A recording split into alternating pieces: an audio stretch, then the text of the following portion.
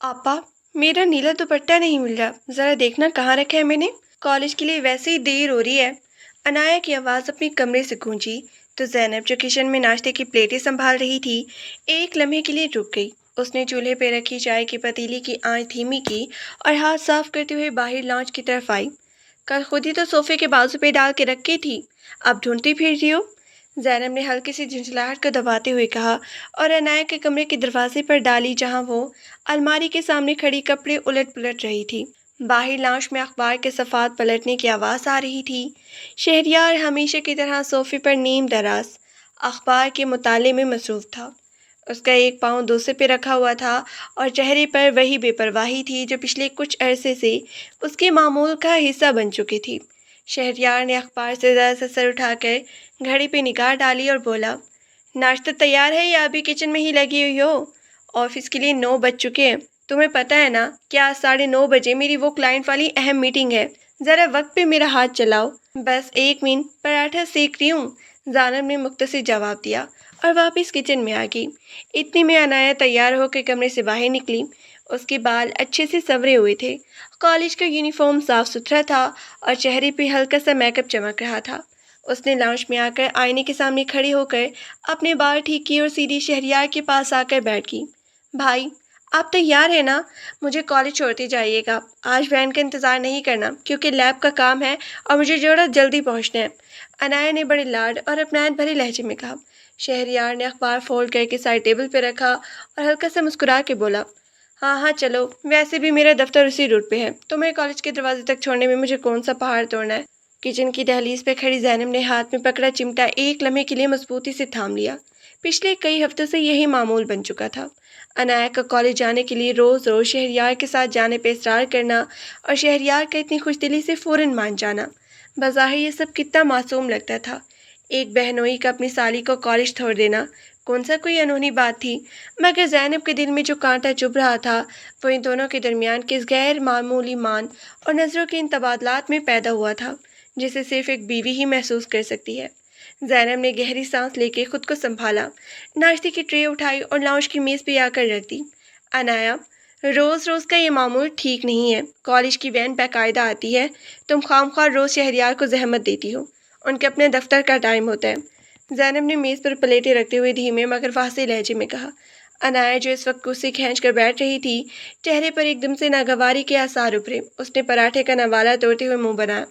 आप भी ना आप हर वक्त बस यही रोना रोती रहती है। भाई का रास्ता है तो साथ चली जाती हूँ, इसमें कौन सा जुर्म हो गया है जो आप इतना माइंड करती हैं? जुर्म की बात नहीं है अनाया, बस बात इतनी है कि हर रिश्ते का एक करीना और दायरा होता है। जैनब ने मेज़ पर बैठते हुए शहरियार की तरफ देखा, जो खामोशी से नाश्ता करने लगा था, जैसे उससे बहस का कोई ताल्लुक ना हो।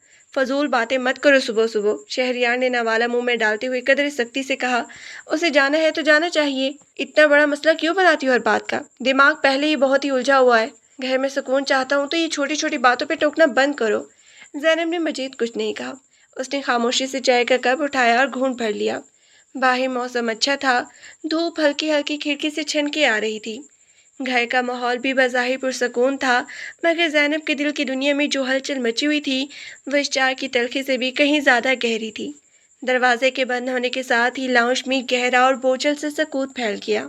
बाहर गली में शहरियार की कार की हॉर्न एक बार फिर हल्का सा गूंजा और फिर इंजन की आवाज़ आहिस्ता आहिस्ता दूर होती चली गई। ज़ैनब वहीं डाइनिंग टेबल के पास खड़ी रही। उसके हाथ में चाय का वो कप था जिसमें शहरियार ने 2 घूंट ही भरी थी। उसके अंदर का तूफान अब बाहर के सन्नाटे में और ज़्यादा वाज़ेह महसूस हो रहा था। उसने गहरा सांस लिया, अपने आप को संभालने की कोशिश की और ट्रे उठाकर किचन की तरफ चली गई। किचन का काउंटर साफ करते हुए उसके जहन में पुराने फ्लैशबैक्स तैरने लगी। ये वही शहरयार था जिसने 7 साल पहले जब जैनब से रिश्ता जोड़ा था तो उसकी आंखों में एक अजीब सा मान और एहतराम था। उस वक्त अनाया महज 12 साल की थी, एक बच्ची जिसे स्कूल से बस बस्ता उठा के लाना, उसके होमवर्क में मदद करना और इसकी हर छोटी बड़ी जिद को पूरा करना जैनब की पूरी कायनात बन चुका था। जब वालिदैन अचानक एक ही साल के वक्फे से इस दुनिया से रुखसत हो गए थे, उस वक्त शहरयार ने आगे बढ़ के जैनब का हाथ थामा था और बड़ी नरमी से कहा था, जैनब, तुम्हारी बहन अब मेरी भी जिम्मेदारी है। हम दोनों मिलकर इस मकाम पर पहुंचेंगे जहां तुम्हारे वालिदैन इसे देखना चाहते हैं। اس وقت شہریار کے وہ الفاظ زینب کے کسی مرہم سے کم نہیں تھے۔ اسے لگا تھا کہ اللہ نے اسے ماں باپ کا سایہ چھین کے بدلے میں ایک ایسا جیون ساتھی دے دیا ہے جو ہر قدم پہ اس کا حوصلہ بنے گا۔ اور واقعی شروع کے چند سال بہت ہی خوبصورت گزرے تھے۔ شہریار نے عنایا کو ہمیشہ اپنی چھوٹی بہن کی طرح ہی رکھا، اس کی ہر فرمائش پوری کی، اسے اچھے کالج میں داخلہ دلایا اور کبھی یہ احساس تک نہیں ہونے دیا کہ اس گھر میں اس کا کوئی سگا سرپرست موجود نہیں ہے۔ مگر وقت کے ساتھ ساتھ انسانوں کے رویوں میں جو باریک تبدیلیاں آتی ہیں وہ عام لوگوں کی نظروں سے چھپی رہتی ہیں، مگر ایک بیوی کی تیز اور پرکھتی ہوئی نگاہوں سے وہ کبھی اوجھل نہیں رہ سکتی۔ پچھلے کچھ مہینوں سے وہی شہریار جو عنایا کی طرف دیکھنے سے بھی کتراتا تھا تاکہ اسے نامناسب بات محسوس نہ ہو، اب بلا وجہ اس کے قریب آنے لگا تھا۔ گھر کے اندر ان دونوں کی سرگوشیاں، چھوٹی چھوٹی باتوں پہ بد تکلف ہنسی اور اب کالج کے بہانے روزانہ کے یہ سفر، یہ سب کچھ اچانک نہیں ہوا تھا۔ اس کی بنیادیں بہت ہی آہستگی سے رکھی گئی تھیں، جنہیں زینب نے پہلے پہل غلط محض فہمی سمجھ کے نظر انداز کر دیا تھا، مگر آج بلقیس خالہ کے الفاظ اور اس کے اپنے مشاہدات نے اس غبار کو ہٹا کر حقیقت کا وہ بھیانک چہرہ سامنے لا کھڑا کیا تھا جسے دیکھنے کی سکت کسی بھی باوفا بیوی میں نہیں ہوتی۔ زینب نے برتن دھو کے سجا دیے، گھر کے باقی تمام کام روٹین کے مطابق شروع ہو چکے تھے، مگر اس کے ہاتھ جیسے خود بخود چل رہے تھے۔ اس کا دماغ کہیں اور ہی الجھا ہوا تھا، اسے سمجھ نہیں آ رہا تھا کہ وہ صورتحال سے کیسے نپٹے۔ کیا وہ سیدھا شہریار سے اس معاملے پہ بات کرے، کیا وہ عنایا کو بٹھا کے سمجھائے، یا پھر وہ خاموشی سے ان کی ہر چال پہ نظر رکھے جب تک کہ پانی سر سے گزر نہ جائے۔ اندر کی آواز کہہ رہی تھی کہ اب خاموشی اختیار کرنا اپنے آپ مرنے کے لیے مترادف ہوگا۔ جو شخص اپنی بیوی کے اعتماد کا خون کرنے پہ اتر آئے، اسے مزید چھوٹ دینا اپنے ہی پیروں پہ کلہاڑی مارنے کے برابر ہے۔ تقریباً 2 گھنٹے گزر چکے تھے، گھر کا ماحول پرسکون تھا، جب دروازے پہ ہلکی سی دستک ہوئی اور بلقیس خالہ اندر داخل ہوئی۔ خالہ کے ہاتھ میں تسبیح تھی اور چہرے پر ایک فکر مندی کے آثار نمایاں تھے۔ وہ سیدھا لاؤنج میں آ کر صوفے پر بیٹھ گئی۔ زینب نے فوری طور پہ چائے کی تیاری کی اور ایک کپ خالہ کے سامنے لا کے رکھ دیا۔ بیٹھو زینب، میرے پاس بیٹھو تھوڑی دیر۔ خالہ نے پیار سے اپنے پاس والی جگہ پہ ہاتھ مارا۔ زینب خاموشی سے ان کے پاس بیٹھ گئی۔ خالہ نے ان کے سر پہ محبت سے ہاتھ پھیرتی ہوئی دھیمی آواز میں کہا، میں جانتی ہوں بیٹا کہ جو کچھ میں نے صبح تم سے کہا اس نے تمہارے دل میں ایک آگ لگا دی ہے۔ ایک عورت کے لیے اس سے بڑا صدمہ اور کوئی نہیں ہو سکتا کہ جس گھر کو اس نے اپنے خون جگر سے سنیچا ہو وہیں اس کی بنیادیں ہلتی نظر آئے۔ زینب کی آنکھوں میں نمی تیر گئی، مگر اس نے ضبط کا دامن نہیں چھوڑا۔ اس نے اپنے ہونٹوں کو بھینچ کر آنسوں کو واپس دھکیلا اور بامشکل کہا، خالہ جان، مجھے سمجھ نہیں آ رہا کہ میں کیا کروں۔ میرا دل کہتا ہے کہ میں سب کچھ چھوڑ چھاڑ کے الگ ہو جاؤں، اور دوسری طرف یہ خیال آتا ہے کہ میں نے تو اپنی پوری جوانی اس گھر اور اس بچے کے نام کر دی، پھر میرے ساتھ ایسا کیوں؟ زندگی ہمیشہ انسان کی مرضی سے نہیں چلتی بیٹی۔ خالہ نے گہرا سانس لے کر کہا، عنایا ابھی نہ سمجھے، اسے نہیں معلوم کہ وہ کس آگ سے کھیل رہی ہے، اور جہاں تک شہریار کا تعلق ہے، مرد جب اپنی حدیں بھولتا ہے تو وہ یہ بھی بھول جاتا ہے کہ اس کے پیچھے کتنی زندگیاں وابستہ ہے۔ لیکن یاد رکھنا، اس طوفان کا سامنا تمہیں خود کرنا ہوگا، کسی پہ بھروسہ کیے بغیر۔ اپنی عقل کو کام میں لاؤ، جذبات میں آ کر کوئی ایسا قدم مت اٹھانا جس کا فائدہ وہ دونوں اٹھا سکیں۔ خالہ کی یہ باتیں زینب کے دل پر کسی پتھر کی لکیر کی طرح نقش ہو گئی۔ اس نے سر ہلا کر خالہ کی بات کی تاکید کی اور خود کو اندر سے مضبوط کرنے کا عزم کیا۔ خالہ کچھ دیر بیٹھنے کے بعد اپنے گھر چلی گئی اور زینب دوبارہ اپنے کاموں میں مصروف ہو گئی، مگر اب اس کی نگاہیں گھڑی کی سوئیوں پر لگی ہوئی تھی، کیونکہ دوپہر کے 2 بجنے والے تھے اور عنایا کے کالج سے واپسی کا وقت قریب آ رہا تھا۔ وقت کتنی تیزی سے گزرتا ہے جب دل میں کوئی تشویش بسی ہو۔ 2:15 پہ باہر گیٹ کی کھلنے کی آواز آئی۔ زینب کچن سے باہر نکل کر لاؤنج میں آئی، دروازہ کھلا اور عنایا اندر داخل ہوئی۔ اس کے چہرے پر ایک عجیب سی تازگی اور چمک تھی، مگر جیسے اس کی نظر زینب پہ پڑی، اس کی وہ مسکراہٹ لمحہ بھر کے لیے مدھم ہوئی، جس نے فوری طور پر سنبھالنے کی کوشش کی۔ آپا، آج بہت ہی گرمی ہے، آتے ہی پسینے سے برا حال ہو گیا ہے، عنایا نے اپنے بیگ صوفے پہ رکھتے ہوئے کہا اور فریج کی طرف پانی لینے بڑھ گئی۔ زینب نے دیوار سے ٹیک لگائی اور اپنی نظریں عنایا کے چہرے پر جمائے رکھے۔ اس نے دیکھا کہ عنایا کا موبائل اس کے ہاتھ میں مسلسل بلنک کر رہا تھا اور اس نے فوری طور پر اسکرین الٹی کر کے ٹیبل پہ رکھ دی۔ یہ چھوٹی سی حرکت زینب کی تیز نگاہوں سے پوشیدہ نہ رہ سکی تھی۔ آج کالج کی وین نہیں آئی تھی کیا، جو پھر سے شہریار ہی تمہیں لینے گئے تھے؟ زینب کی آواز اس قدر سرد اور تیکھی تھی کہ عنایا جو گلاس منہ سے لگانے والی تھی، اس کا ہاتھ وہیں رک گیا۔ اس نے گلاس واپس میز پہ رکھا اور قدرے جھنجھلاہٹ بھرے لہجے میں بولی، آپا، آپ کو ہر وقت یہی کیوں یاد رہتا ہے کہ میں کس کے ساتھ آ رہی ہوں، کس کے ساتھ جا رہی ہوں؟ वैन खराब हो गई थी, इसलिए मैंने भाई को मैसेज कर दिया था कि वो रास्ते में मुझे पिक कर ले। इसमें इतनी बड़ी बात क्या है? बड़ी बात ये नहीं है अनाया कि वैन खराब हो गई थी। ज़ैनब अब धीरे धीरे चलती हुई अनाया के बिल्कुल करीब आ गई। उसके लहजे में वो ठहरा हुआ गुस्सा जो लावे की तरह खुल रहा था। बड़ी बात यह है कि तुम दोनों के दरमियान अब ये छुपकर मैसेज करने और कॉलेज के बाहर घंटों इंतज़ार करने का जो सिलसिला शुरू हुआ है, वो किस तरफ जा रहा है? अनाया का रंग एक पल में पीला पड़ गया। उसके लब हल्के से कपकपाए, मगर उसने फौरन ही अपने अंदर के डर को गुस्से में बदलने की कोशिश की। उसने ऊंची आवाज में कहा, आपको मुझ पे जरा भी भरोसा नहीं है? आपको लगता है कि मैं कोई गिरी हुई हरकत कर रही हूँ? अगर आपकी सोच इतनी छोटी है तो मैं इसके बारे में कुछ नहीं कह सकती। बार बार ये ताने देने का मकसद क्या है? मैं आपकी छोटी बहन हूँ, कोई दुश्मन नहीं। बहनें दुश्मनी पर उतर आए तो दुश्मन भी शर्मा जाते हैं अनाया। ज़ैनब की आवाज़ अब कमरे की दीवारों से टकरा रही थी। उसके अंदर का सारा ज़ब्त टूट चुका था। जिस बहन ने अपने दिन रात तुम्हारी खातिर एक कर दिए, जिसने अपनी छोटी सी छोटी ख्वाहिश को दबाकर तुम्हारी ज़रूरतों को मुकद्दम रखा, आज तुम उसके सामने ये खंजर घोंप रही हो। क्या तुम्हें ज़रा सा भी एहसास है कि तुम क्या कर रही हो? बस करिए आपा, बस बस। अनाया फट पड़ी। उसकी आंखों में आंसू और गुस्से का एक तूफान उमड़ आया था। आपको हमेशा से यही लगता है कि मैं आपकी मर्जी की मोहताज हूँ? आपने जो कुर्बानियाँ दी हैं उसका एहसान हर वक्त जताना ज़रूरी होता है क्या? अगर भाई मुझसे अच्छे तरीके से बात करते हैं, मेरा ख्याल रखते हैं, तो इसमें मेरा क्या कसूर है? आप खुद अपने शौहर को संभाल नहीं सकती और सारा मलबा मुझ पर डाल रही है। अनाया के मुंह से निकलने वाले इन अल्फाज ने ज़ैनब के कदमों के नीचे से ज़मीन खींच ली। ये वो सच्चाई थी जिसे अनाया ने खुद अपने मुंह से करार कर लिया था कि शहरयार उसका ख्याल रखता है और वो दोनों इस ताल्लुक को किस जाविये से देख रहे हैं। ज़ैनब के दिल में जैसे किसी ने तेज़दार छुरी घोंप दी हो, मगर उसका चेहरा अब गुस्से की शिद्दत से बिल्कुल पत्थर बन चुका था। निकल जाओ मेरी नज़रों के सामने से। ज़ैनब ने उंगली उठा के अनाया के कमरे की तरफ इशारा किया। उसकी आवाज़ में इतनी कुव्वत थी कि अनाया सहम कर पीछे हटकी।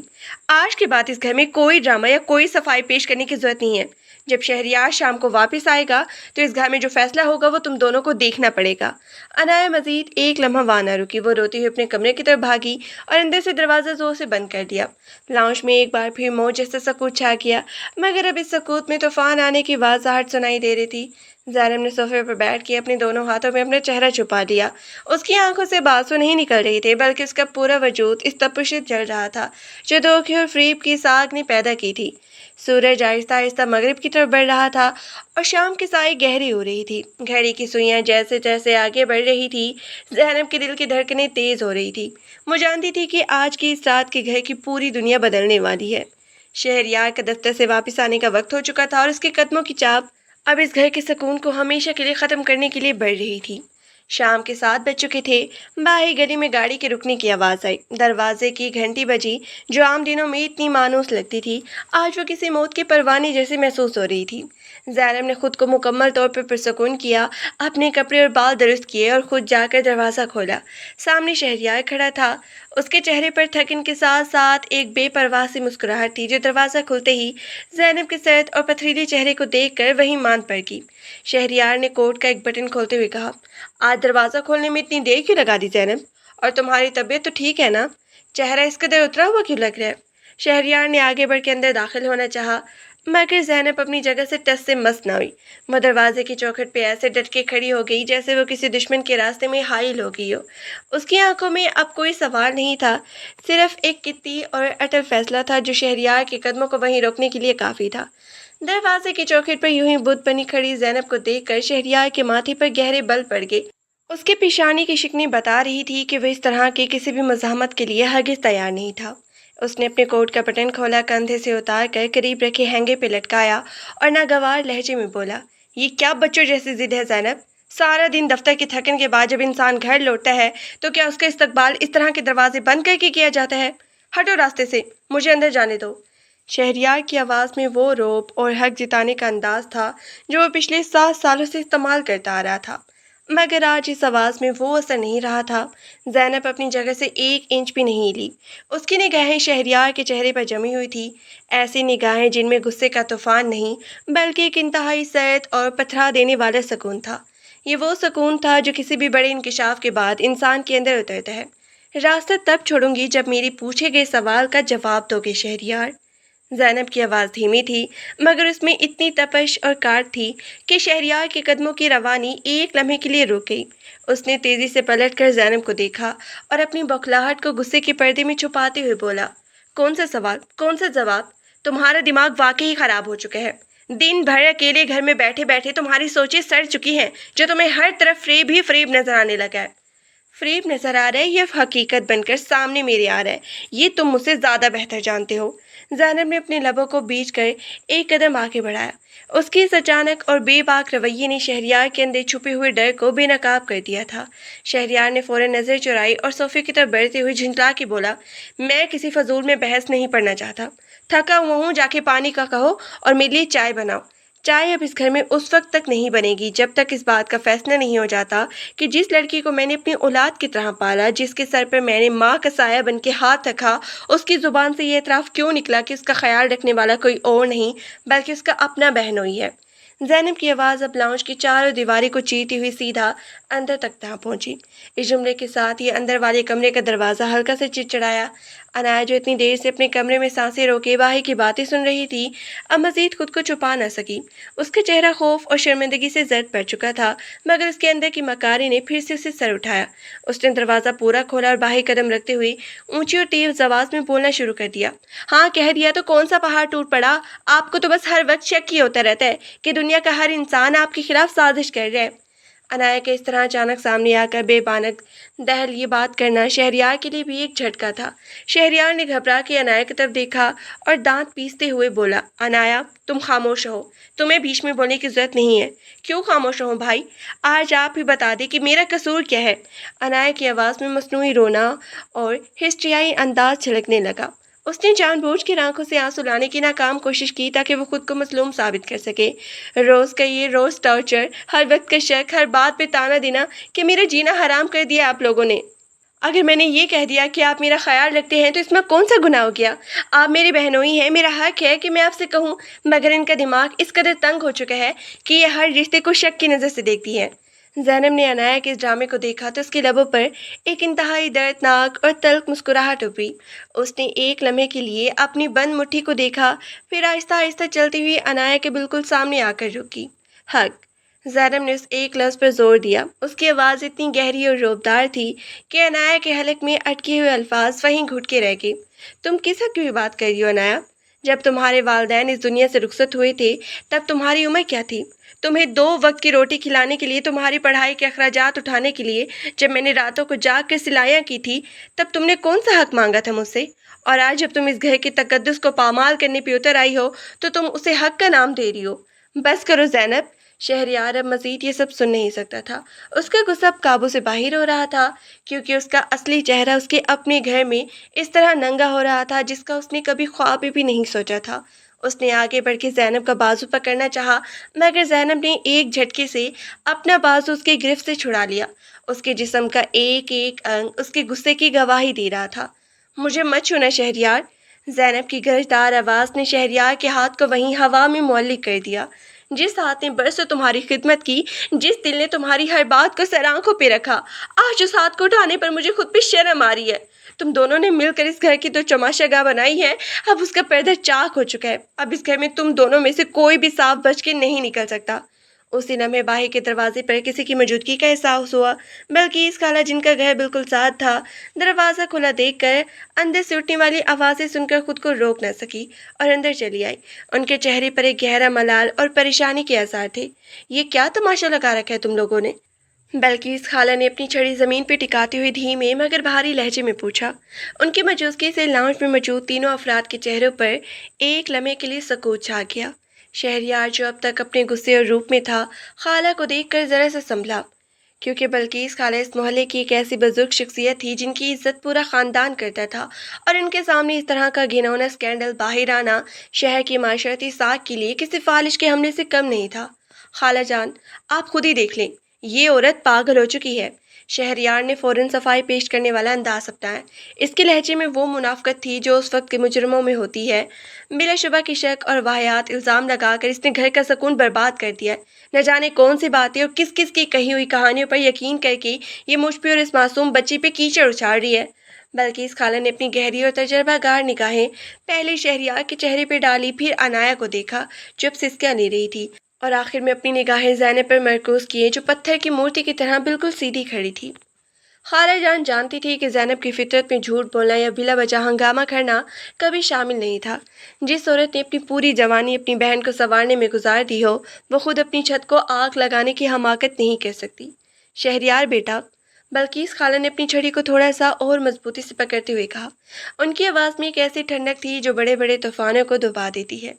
شک انسان کے دل میں تب پیدا ہوتا ہے جب کہیں نہ کہیں دھواں اٹھ رہا ہو۔ زینب کوئی پاگل نہیں ہے جو اپنے گھر کی دیواروں کو خود اپنے ہاتھوں سے مسمار کرے گی۔ تم نے جو کچھ پچھلے کئی ہفتوں سے اس گھر میں شروع کر رکھا ہے، وہ صرف اس کی آنکھوں سے نہیں بلکہ اس محلے کی اور بھی کئی نگاہوں سے پوشیدہ نہیں رہا۔ خالہ کی اس بات نے شہریار کے پیروں تلے سے زمین کھینچ لی۔ اس کا رنگ زرد پڑ گیا اور اس کے حلق سے کوئی لفظ نہیں نکلا۔ وہ جو اب تک یہ سمجھ رہا تھا کہ اس کی یہ پوشیدہ چالیں کسی کو نظر نہیں آ رہی ہیں، اسے اندازہ ہو گیا کہ اس کا پردہ اب مکمل طور پہ چاک ہو چکا ہے۔ عنایا جو اب تک مظلومیت کا ناٹک کر رہی تھی، خالہ کی بات سن کے اندر سے ہل گئی تھی۔ اس کے رونے کی آواز تھوڑی مدھم پڑی اور اس نے گھبرا کر شہریار کی طرف دیکھا۔ شہریار کی حالت اس وقت قابل دید تھی۔ وہ نہ تو اب کوئی صفائی پیش کر سکتا تھا اور نہ ہی اس میں اتنی سکت باقی تھی کہ وہ مزید جھوٹ بول سکے۔ خالہ جان، آپ بھی؟ عنایا نے سسکتے ہوئے کچھ کہنا چاہا، مگر بلقیس خانہ نے ہاتھ کے اشارے سے اسے درمیان میں ہی روک دیا۔ بس کر دو عنایا، اب یہ ڈرامے بازی بند کر دو بیٹی۔ تم نے جو کیا ہے اس کا حساب تمہیں دینا ہی ہوگا۔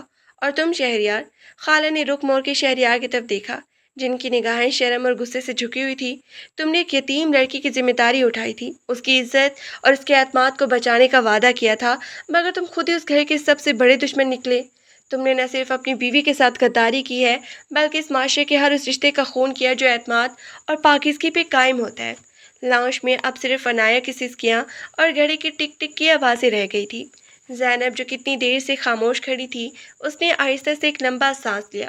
اس کا دل اب ہلکا ہو چکا تھا، کیونکہ وہ سچائی جو وہ اکیلے اپنے اندر گھوٹ رہی تھی اب سب کے سامنے بے نقاب ہو چکی تھی۔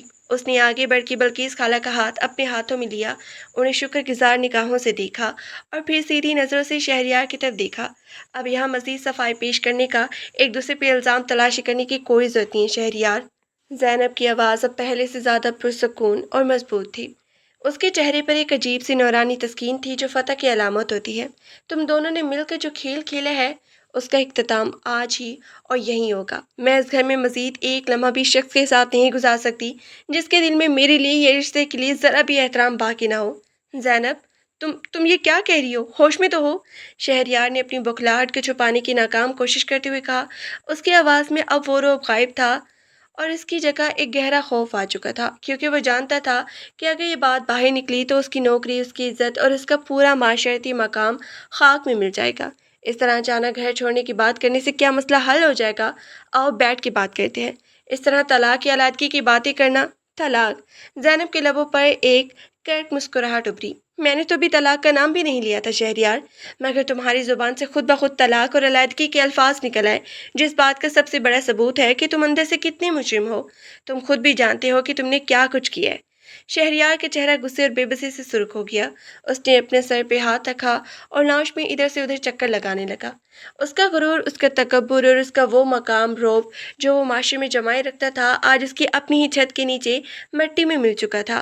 وہ جانتا تھا کہ اگر اس نے اس معاملے کو اب ہوشیاری سے سنبھالا نہیں تو اس کی زندگی کی ساری کمائی ہوئی عزت پل بھر میں غائب ہو جائے گی۔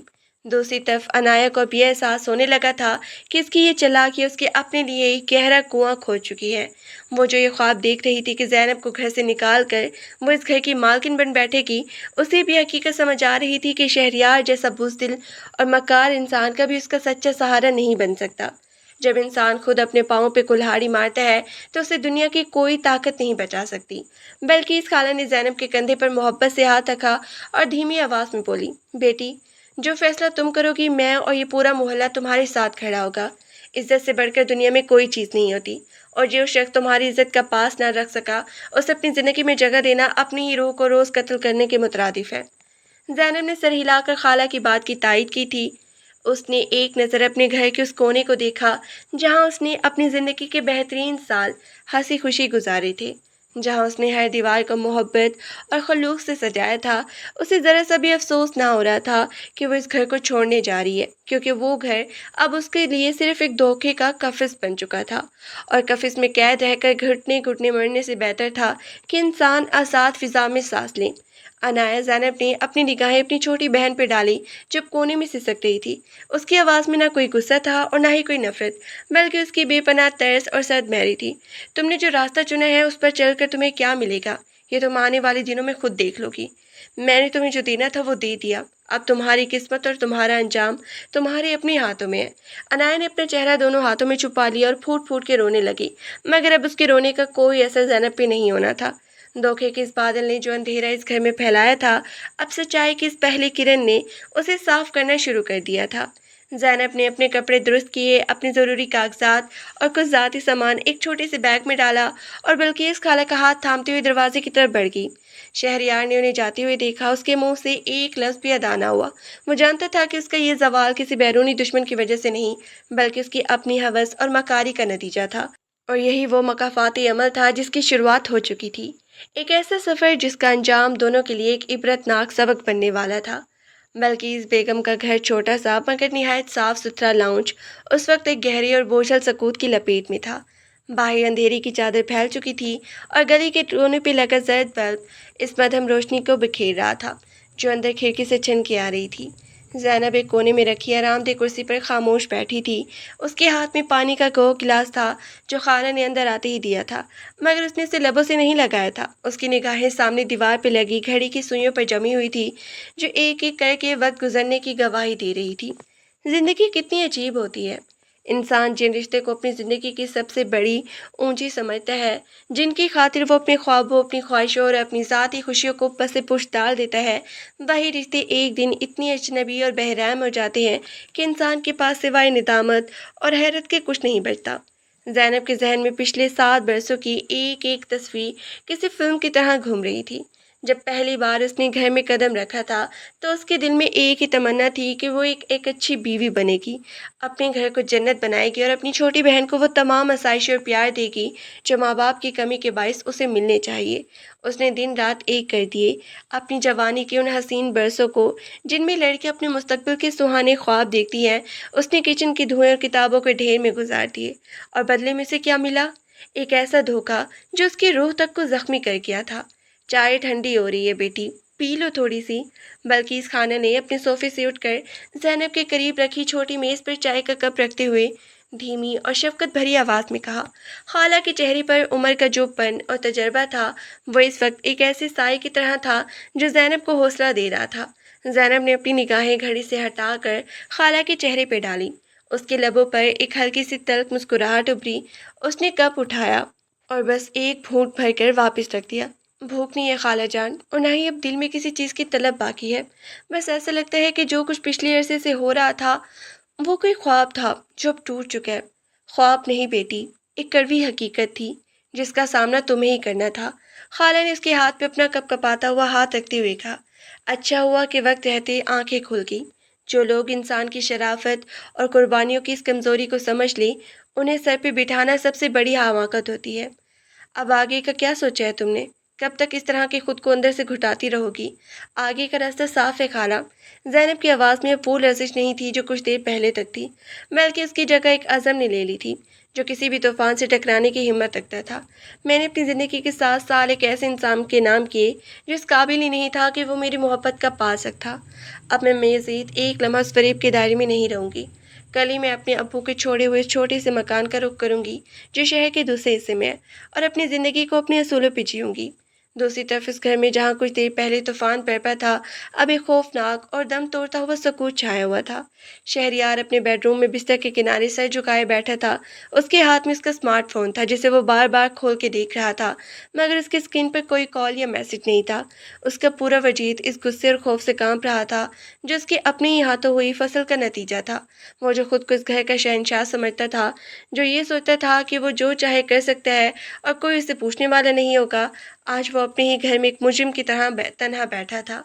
उसकी नौकरी, उसकी इज्जत, उसकी माशरती साख सब कुछ उस वक्त खतरे में पड़ चुका था जब बल्किस खाला जैसी मौत पर बुजुर्ग खातून ने उसके किरदार पे उंगली उठा दी थी। اگر یہ بات اس کے محلے یا اس کے دفتر تک پھیل گئی تو اس کا کریئر اور اس کی عزت ہمیشہ کے لیے مٹی میں مل گئی۔ دروازے پہ ہلکی سی دستک ہوئی اور عنایا اندر داخل ہوئی۔ اس کا چہرہ رونے کی وجہ سے سوج چکا تھا۔ اس کی آنکھوں میں ایک ایسا خوف تھا جو اس نے پہلے کبھی محسوس نہیں کیا تھا۔ وہ جو یہ سمجھ رہی تھی کہ زینب کے جانے کے بعد اس گھر پہ اس کا راج ہو جائے گا، اسے اب یہ تلخ حقیقت سمجھ آ رہی تھی کہ جس شخص نے اپنی باوفا بیوی کا نہیں کیا، وہ اس کا سچا مخلص کیسا بن سکتا ہے؟ بھائی، عنایا کی آواز کانپ رہی تھی۔ اس نے دروازے کی فریم پہ ہاتھ رکھتا ہوا تھا اور اندر آنے کی ہمت نہیں کر رہی تھی۔ شہریار نے ایک دم سے اپنا سر اٹھایا۔ اس کی سرخ اور غصے سے بھری ہوئی آنکھیں جو عنایا کے چہرے پہ پڑی تو اس کے اندر کا سارا غصہ ضبط کر گیا۔ وہ طوفان کی طرح اپنی جگہ سے اٹھا اور سیدھا عنایا کے سامنے آ کھڑا ہوا۔ اس کی نگاہیں اتنی خوفناک تھی کہ عنایا پیچھے ہٹنے پہ مجبور ہو گئی۔ تمہاری اس بے وقوفی اور مکرانہ ضد نے میرا سب کچھ برباد کر دیا ہے۔ شہریار کی آواز دھیمی مگر تیکھی تھی کہ کمرے کی دیواریں لرز اٹھی۔ کس نے کہا تھا تمہیں کہ اس طرح روز روز کا ڈرامہ کرو؟ کس نے کہا تھا کہ گھر میں اس طرح کی حرکتیں کرو جن سے شک کی گنجائش پیدا ہو؟ تم نے تو اپنی زندگی خراب کی ہی ہے، میری بھی پوری دنیا اجاڑ کے رکھ دی۔ عنایا کو جیسے کسی نے زوردار تماچا رسید کر دیا۔ اس کے قدم لڑکھڑا گئے اور وہ وہیں دروازے کے پاس فرش پہ کھڑی رہ گئی۔ اس کے منہ سے بے اختیار نکلا، تو کیا سارا قصور میرا ہی ہے بھائی؟ کیا آپ اس میں شامل نہیں تھے؟ جب آپ خود مجھے کالج جانے کے لیے اصرار کرتے تھے، جب آپ خود مجھے گھنٹوں باتیں کرتے تھے، تب آپ کو یاد نہیں آتا تھا کہ اس کا انجام کیا ہوگا؟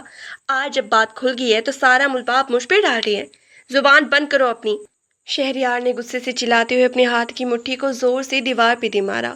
اس کے چہرے کی رگیں تن چکی تھی اور اس کی آنکھوں میں پاگل پن سوار تھا۔ تم جیسی لڑکیاں صرف استعمال کرنا جانتی ہیں۔ تمہیں لگتا ہے کہ زینب چلی جائے گی اور تم اس گھر کی مالکن بن بیٹھو گی۔ تم کتنی بے وقوف ہو عنایا۔ جو عورت اپنے سگے رشتے اپنی بہن کے اعتماد کا پاس نہ رکھ سکے، وہ کسی کی کیا ہوگی؟ اب دفع ہو جاؤ میری نظروں کے سامنے سے۔ تمہاری وجہ سے آج میری زندگی جہنم بن چکی ہے۔ عنایا پھوٹ پھوٹ کے رو پڑی۔ اس کے اندر کا سارا غرور، اس کی وہ تمام چالاکیاں اور وہ خواب جو اس نے اس گھر کے بارے میں دیکھے تھے، ایک ہی لمحہ میں ریزہ ریزہ ہو چکے تھے۔ وہ جانتی تھی کہ شہریار اب اس کا سارا غصہ اسی پہ نکالے گا، کیونکہ بزدل انسان جب خود پھنس جاتا ہے تو وہ سب سے پہلے اپنے ساتھی کو ہی قربان کرتا ہے۔ وہ روتی ہوئی وہاں سے اپنے کمرے کی طرف بھاگی اور اندر سے دروازہ بند کر کے سسکیاں لینے لگی۔ رات کے یہ پہر دونوں گھروں کے لیے قیامت سے کم نہیں تھا۔ ایک طرف زینب تھی جو اپنے زخموں کو سمیٹ کر ایک نئے اور خود مختار مستقبل کی تیاری کر رہی تھی، اور دوسری طرف یہ گھر تھا جہاں دھوکے اور فریب کی دیواریں ایک ایک کر کے زمین بوس ہو رہی تھی۔ وقت کا پہیہ جب گھومتا ہے تو وہ کسی کا لحاظ نہیں کرتا، اور آج اس مکافاتی عمل کا ہر ایک لمحہ ان دونوں مجرموں کے گلے کا ہار بن چکا تھا۔ صبح کی پہلی کرن جب نمودار ہوئی تو محلے کا ماحول ہمیشہ کی طرح پرسکون نہیں تھا۔ عام دنوں میں اس وقت اس سے گھر سے چائے کی خوشبو اور نائلہ کی آوازیں آیا کرتی تھی، مگر آج اس گھر کے باہر ایک عجیب سا سناٹا اور ویرانی چھائی ہوئی تھی۔ بلکہ اس خالہ کے گھر میں زینب نے صبح سویرے اٹھ کر وضو کیا، جائے نماز بچھائی اور اللہ کے حضور سجدہ ریز ہو گئی۔ اس نے اپنے آنسوں کو دعا میں بدل دیا اور رب سے یہ مانگا کہ اسے اتنی طاقت دے کہ وہ اپنی زندگی کا یہ نیا سفر بغیر کسی کمزوری کے طے کر سکے۔ نماز سے فارغ ہو کر جب زینب لاؤنج میں آئی تو خالہ اس کے لیے ناشتہ تیار کر چکی تھی۔ دونوں نے خاموشی سے ناشتہ کیا کیونکہ اس وقت دونوں کے وقت کی ضرورت تھی۔ صرف الفاظ ایک دوسرے کے ساتھ ہی کافی نہیں تھا۔ ناشتے کے بعد زینب نے اپنے چھوٹے سے بیگ کو ایک بار پھر چیک کیا۔ اس میں اس کے ضروری کاغذات اور چند ملبوسات موجود تھے۔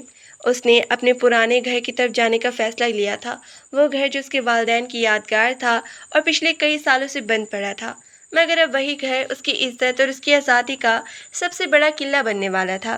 جب زینب بلقیس خالہ سے رخصت ہونے کے لیے اٹھی تو خالہ کی آنکھوں میں ہلکی سی نمی تیرنے لگی۔ انہوں نے زینب کو اپنے سینے سے لگا لیا اور پیار سے اس کے ماتھے پہ زوسہ دیتے ہوئے کہا، اللہ تمہیں تمہاری سچی اور خوددار زندگی میں سرخ رو کرے بیٹی۔ دنیا جو کہتی ہے کہنے دو، اپنی عزت سے بڑھ کے کچھ نہیں ہوتا۔ جب بھی میری ضرورت پڑے یہ دروازہ ہمیشہ تمہارے لیے کھلا ہے۔ زینب نے خالہ کے ہاتھ کو اپنے لبوں سے لگایا، ایک ہلکی سی پرسکون مسکراہٹ اپنے چہرے پہ سجائی اور باہر کی گلی کی طرف قدم بڑھا دیے۔ جب وہ اپنے پرانے گھر کے دروازے پر پہنچی تو اس نے زنگ آلودہ تالے کو دیکھا۔ اس نے اپنی جیب سے چابی نکالی، تالے میں ڈالی اور اسے گھمایا۔ کلوکر کی آواز کے ساتھ جب دروازہ کھلا تو اندر سے پرانی مٹی اور یادوں کی خوشبو اس کے استقبال کے لیے دوڑ پڑی۔ گھر خالی تھا، دیواروں پہ رنگ پھیکا پڑ چکا تھا، مگر اس کی پاکیزگی اور اس کا سکون اس گھر کے ہر ذرے میں محسوس ہو رہا تھا۔ ادھر اس گھر میں جہاں شہریار اور عنایا موجود تھے، صبح کا سورج ایک نئی مصیبت لے کر نکلا تھا۔ شہریار جب اپنے کمرے سے باہر نکلا تو گھر میں وہ پہلی والی چہل پہل اور ناشتے کی خوشبو غائب تھی۔ کچن میں جا کر دیکھا تو چولہا ٹھنڈا پڑا تھا، برتن کل رات کے ویسے ہی پڑے تھے اور پورے گھر میں ایک ویرانی کا عالم تھا۔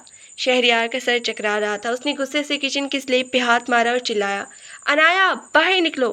انایا ڈرتے ڈرتے اپنے کمرے سے باہر آئی۔ اس کے بال بکھرے ہوئے تھے اور چہرے پر رات بھر رونے کی وجہ سے آثار نمایاں تھے۔ اس نے کانپتے ہوئے لہجے میں پوچھا، کیا بات ہے بھائی؟ ناشتہ کہاں ہے؟ میرا آفس جانے کا ٹائم ہو رہا ہے اور تم یہاں اس طرح منہ اٹھا کے کھڑی ہو۔ شہریار غصے سے پاگل ہو رہا تھا۔ انایا کو اس کی بات پہ اندر سے ایک شدید غصہ آیا، مگر اس کے پاس اتنی ہمت نہیں تھی کہ وہ اس کا جواب دے سکے۔ وہ دھیمی آواز میں بولی، میں کوئی آپ کی نوکرانی نہیں ہوں جو صبح اٹھ کر آپ کے لیے ناشتہ بناؤں۔ زینب آپ کی بیوی تھی، وہ سب کرتی تھی، میں نہیں۔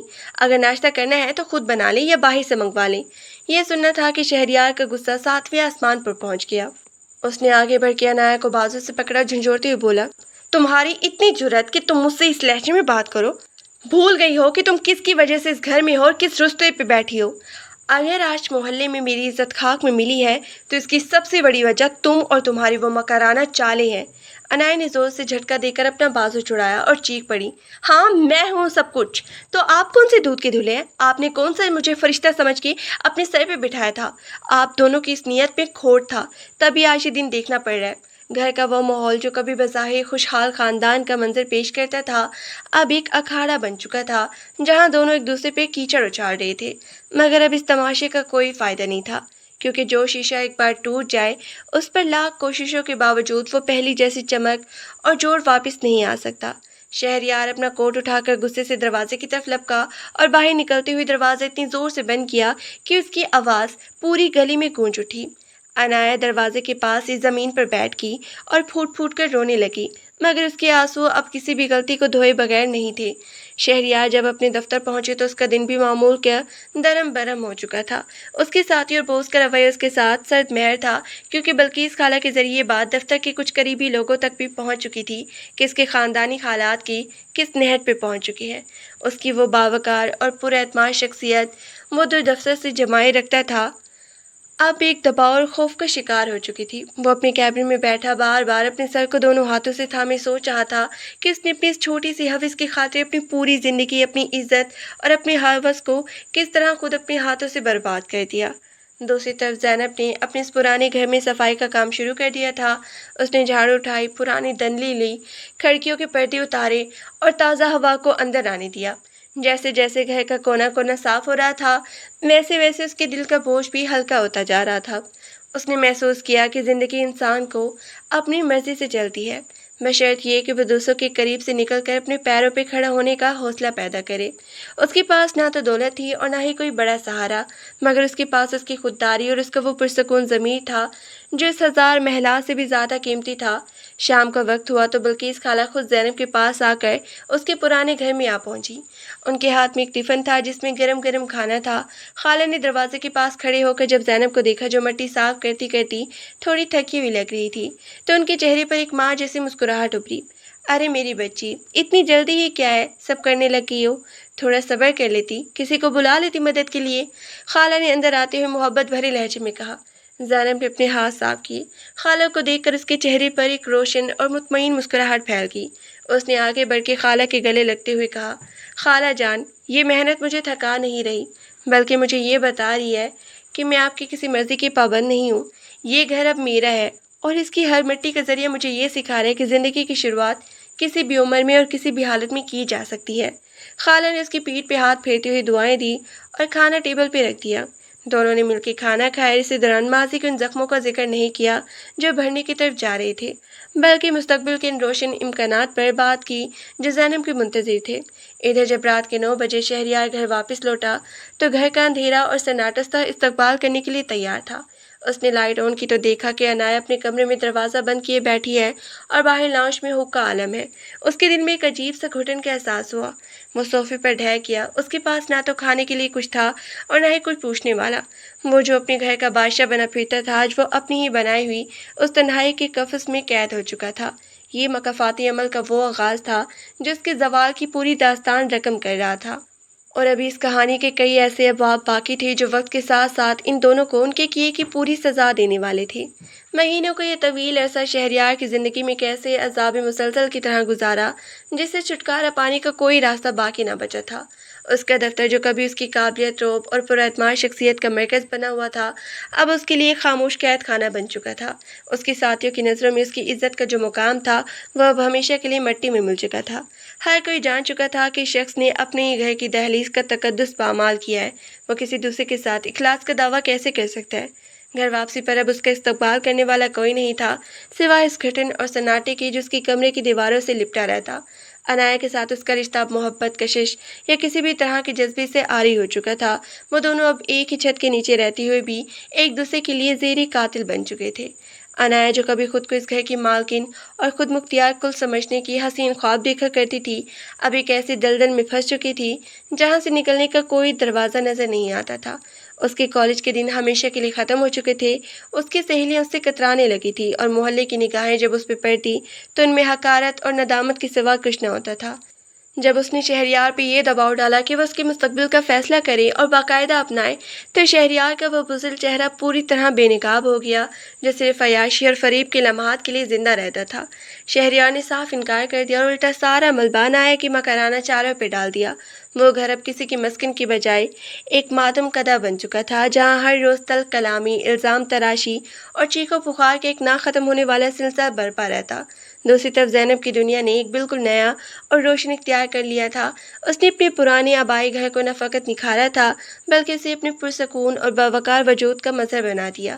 صبح کی پہلی ہلکی دھوپ جب اس گھر کے کھلے آنگن میں اترتی تو زینب چائے کا ہاتھ کاپ میں لیے اس کھڑکی کے پاس کھڑی ہوتی جہاں سے باہر کا وسیع آسمان نظر آتا۔ اس کی زندگی سے اب فریب، شک اور دھوکے کے وہ تمام سیاہ بادل چھٹ چکے تھے۔ اس نے اپنی صلاحیتوں کو بروکار لاتے ہوئے گھر سے ہی لباس سازی اور ڈیزائننگ کا ایک چھوٹا سا باوقار کاروبار شروع کر دیا تھا، جس نے نہ صرف اس کی معاشی خود مختاری کو بحال کر دیا بلکہ اس کے اندر چھپے ہوئے اعتماد کو بھی پوری تابندی کے ساتھ لوٹا دیا تھا۔ اب اسے کسی کے سہارے یا احسان کی ضرورت نہیں تھی، وہ خود اپنے لیے ایک مضبوط اور نڈر محافظ بن چکی تھی۔ ایک شام جب سورج افق کے پیچھے ڈوبنے کے قریب تھا اور فضا میں ہلکی سی خنکی گھل رہی تھی، زینب اپنے گھر کے باہر والے روشن دان کے پاس رکھی کیاروں کو پانی دے رہی تھی۔ اسی وقت گلی کے نکڑ پر ایک کار آ کر رکی۔ اس کے دروازے کی آواز پر زینب نے نگاہ اٹھا کر دیکھا۔ اس میں سے شہریار نکلا۔ اس کا حلیہ بری طرح بگڑا ہوا تھا، چہرے پر گہری تھکن اور نام تراشی کے آثار نمایاں تھے۔ اس کی آنکھیں دھسی ہوئی تھیں اور اس کے قدم لڑکھڑا رہے تھے۔ وہ مہینوں بعد زینب کے سامنے کھڑا تھا۔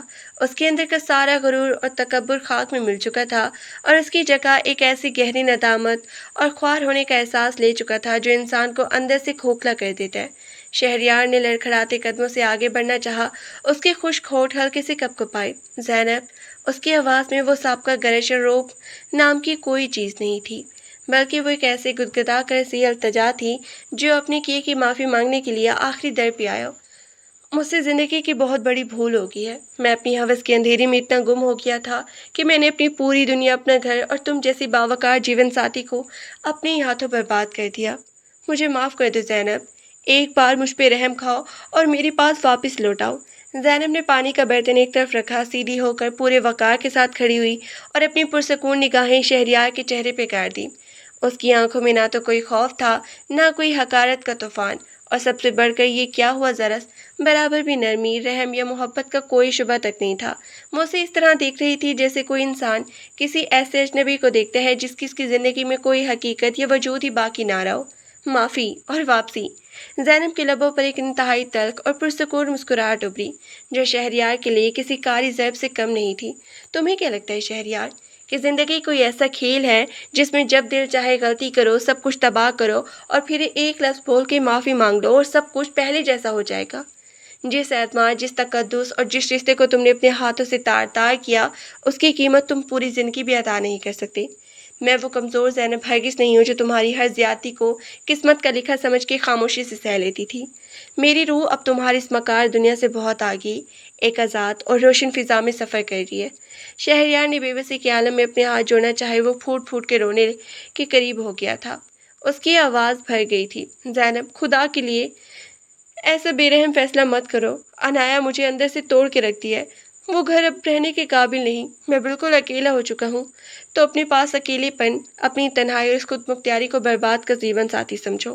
زینب کی آواز اب بھی اتنی ہی دھیمی، نپی تلی اور مستحکم تھی، مگر اس کے ہر الفاظ میں ایک چٹان کی سی مضبوطی تھی۔ تم نے جو زہریلے بیج بوئے تھے آج اسی کی فصل کاٹ ہو، اور اس کا تلخ ذائقہ اب تمہیں پوری زندگی اکیلے ہی چکھنا ہوگا۔ مجھ سے اب کسی بھی قسم کے تعلق، معافی یا سہارے کی امید مت رکھنا۔ اتنا کہہ کر زینب نے ایک لمحہ بھی ضائع کے بغیر پیچھے قدم ہٹا دیے، دروازے ایندھے کی طرف پوری مضبوطی سے بند کیا اور کنڈی لگا دی۔ وہ دروازہ جو کبھی فریب کے راستے کھلا کرتا تھا اب ہمیشہ کے لیے شخص کے منہ پہ بند ہو چکا تھا۔ شہریار باہر گلی کے سناٹے میں اکیلا کھڑا رہ گیا، اس کی دبی ہوئی سسکی اس ویرانی میں گھٹ کے رہ گئی، مگر اب اسے پلٹ کے جانے کے سوا کوئی چارہ نہ تھا۔ زینب نے اندر آ کر اپنے کمرے کی کھڑکی کھولی، باہر نیلے آسمان پہ ستارے اپنی پوری تابندی کے ساتھ چمک رہے تھے، اور رات کی ٹھنڈی ہوا میں ایک نئی اور سچی سویرے کی نوید تھی۔ اسے اچھی طرح معلوم تھا کہ زندگی امتحانوں کا نام ہے، اور وہ اپنے اس کٹھن امتحان میں پوری طرح سرخ رو ہو چکی تھی۔ مکافاتی عمل کا یہ طویل سفر اب اپنے انجام کو پہنچ چکا تھا، اور اس کی اپنی کہانی ایک نیا باوقار اور پرسکون باب کے ہمیشہ شروع ہو چکا تھا، جس کا ہر ورق صرف اس کی اپنی خودداری اور فتح کی داستان لکھی ہوئی تھی۔